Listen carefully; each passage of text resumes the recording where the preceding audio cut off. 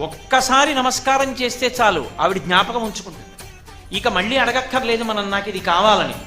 ఆవిడే దాన్ని గుర్తు పెట్టుకుని మళ్ళీ మళ్ళీ ఇచ్చే లక్షణం ఉన్నటువంటి అమ్మవారు కనుక ఆవిడికి మరిడమ్మ తల్లి అని పేరు. ఒక ఊళ్ళో నూకాలమ్మ.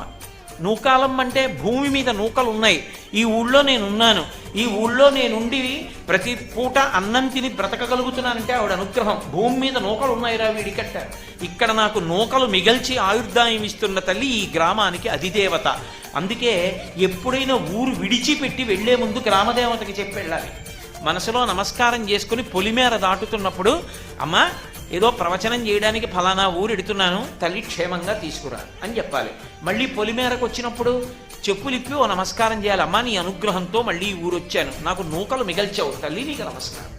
ఏడాదికోసారి అన్ని కుటుంబాలు కలిపి అమ్మవారికి నైవేద్యాలు పెట్టామని చెప్పి అమ్మవారికి నైవేద్యాలు పెడతారు.